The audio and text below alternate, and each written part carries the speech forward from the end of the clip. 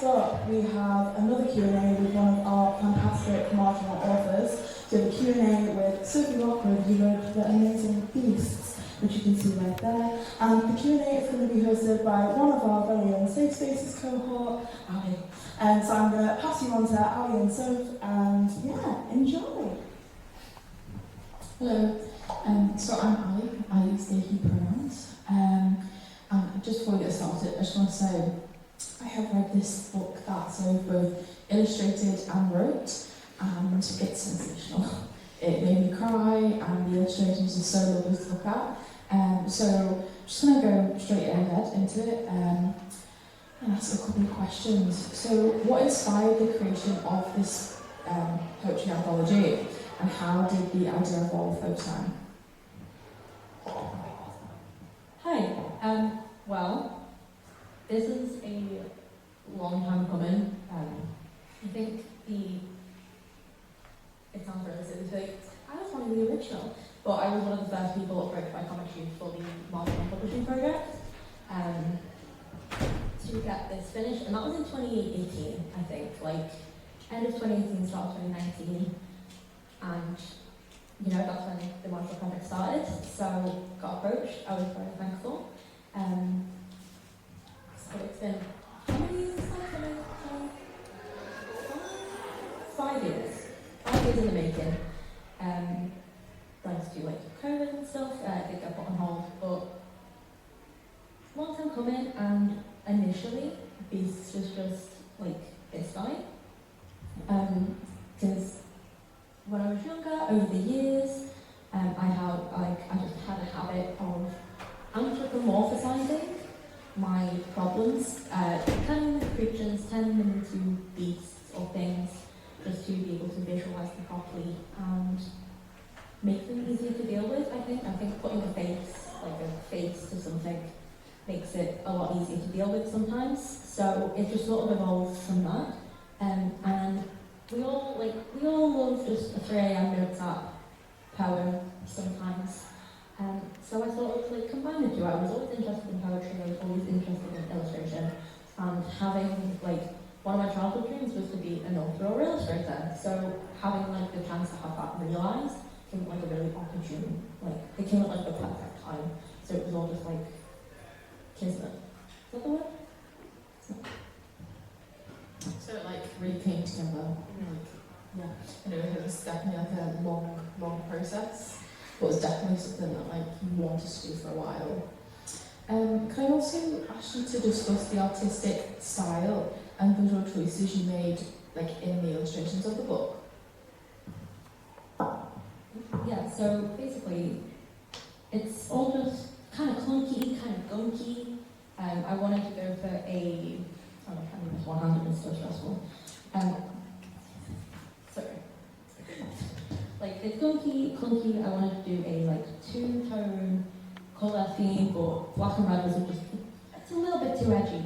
I'm a very edgy individual, but I thought, overdone. So we picked the opposite colour green, I did, because I wanted it to sort of look mouldy and decaying, because the like poetry here is about just, you know, mental struggles, and they can sort of be mouldy and decaying and a bit grown. So I wanted something that reflected that. This was actually a completely different style to what I was doing at the time, because in my brain I was like, okay, I will simplify my style down, I will get it all done, and then I can focus on the writing as well. So it was sort of basically me being lazy and not wanting to like put too much stress into both the writing and the illustrations. I was like, okay, let's pare everything down, get it to the basics that still feels me, but is just a lot easier to do and put together. So that's how it came about. Yeah, because I think the colour choices were definitely like interesting, because I think you'd expect it to be red and like black and white, like you have that kind of pop of colour with like the content of it. But I think the green is like a really interesting but like unique decision to have made. But I just want to ask you about the themes or messages. Like, so what themes or messages do you hope the readers will take away from the book, both in terms of the story and its visual elements? So, Beast at its core is, the whole thing is about mental struggles, and if not defeating them or getting over them, it's just acknowledging them and sort of being able to see them and be like, okay, you exist, and that's okay. The main message of Beast was that I want people to read it and know that they're not alone, because it sounds so cheesy, but I feel like with poetry and illustration and like art and drawing and stuff, you find your people, you find people who you can relate to and who you get you just click with, and it's a lot easier, I think, to put certain messages through fancy fluttery words rather than just telling it straight as. It's a lot easier to digest. So I just wanted people to read Beasts and know that they're not alone, because it can feel like you're alone a lot of the time. Just various anxiety, depression, all that jazz. And I just wanted it to be hey, it's cool, don't worry about it. You're not the only one. And it sucks, but it's alright. Yeah, I definitely agree with you there. I think the choice is very much an engaging way in order to help people feel not alone, as opposed to maybe an information or website or something like that.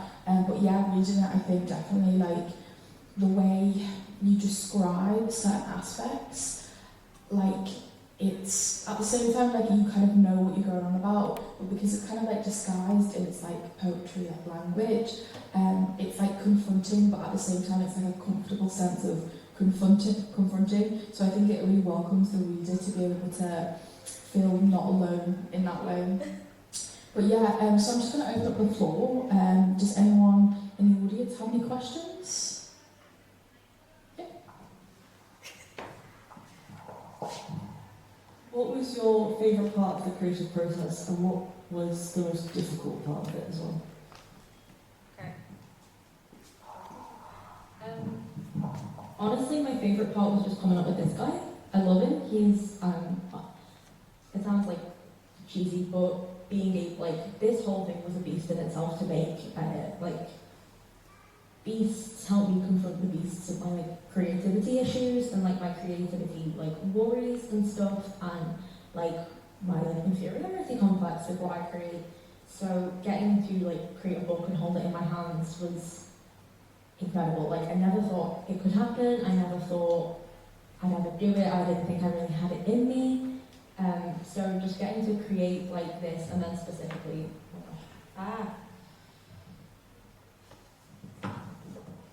this little guy. Just being able to create this beast of something and then turn it into something petable and just soft and small at the very end, and just be it's alright, go play outside now, it's fine. And then my most favourite, I guess, was having to confront all of that. It was having to confront all of those struggles and issues, and trying to get myself, work myself up and to be oh no, I am enough to be able to publish something and get something done. But also it just took real long. It just took so long, and I know that was because of the pandemic. So it's no one's fault, but 5 years, that's a lot of time. Okay, we do have a couple of minutes left. Would you feel comfortable reading us a couple of pages whilst holding it up? Yeah. Yeah. I can put the mic to you. It's so hard to just flip it over. Okay, this one's my favourite one. Let me try and find it. Oh gosh. You just think I know where it is.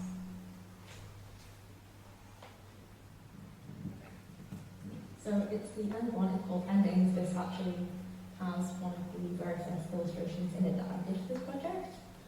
So let's try and read upside down. Like this. So this is the first. And it's my favourite.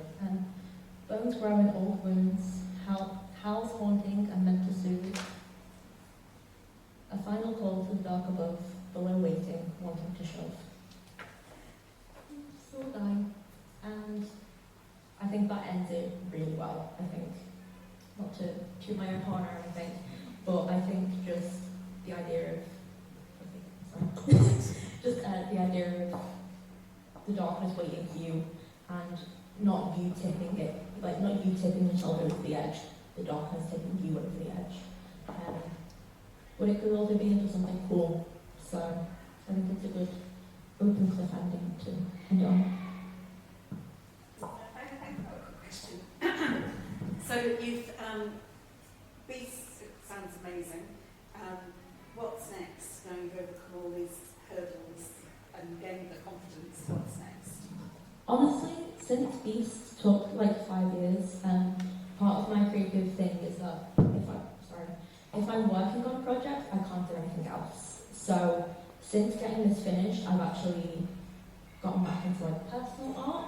I've made so many like patches, embroidery stuff. I've been able to start doing other little pieces of artwork for myself, and that's been really freeing in itself, being able to do art just for me that's not going anywhere. And also since like I have this, I've been able to sort of break free from the your art is content mindset that is really tough to deal with, because I think a lot of art nowadays is very commercialized and you can't do anything creative without people or even like just social pressure wanting you to put it out there and market it and be a product. So I think now that I have this and it's like, well, I do have a product and it's really cool. So that's sort of, I guess, the validation of that. And it's like, actually, no, I don't need to be constantly posting on social media. I don't constantly need to try and sell my artwork and like get validation from like likes and retweets and blah blah blah. And so I've actually just found that it's enabled me to do art for myself. So that's what I really want to focus on this year, is just doing no pressure artwork. So just some quick doodles that have no meaning, no nothing, give my brain a little break. But I would like to do something else in the future and just want to give myself a little break first. Great, thank you. Do we have time for the question? Yeah. If you tame your beast, do you think that you'll be left with less inspiration? There's always going to be more beasts. I don't think so. And beasts can also be joyful. They can also be happy things. And I think, for me at least, taming one beast leaves another beast in its place. But that beast could have developed, and maybe it could wear a smile sometimes. Maybe it could be a bit happier. I'm very thankful that I don't draw inspiration just from any beasts or negative emotions. I'm glad to get most of them out, to be honest, to make room for new ones and hopefully happier and friendlier ones. Yeah, so thank you, Sophie.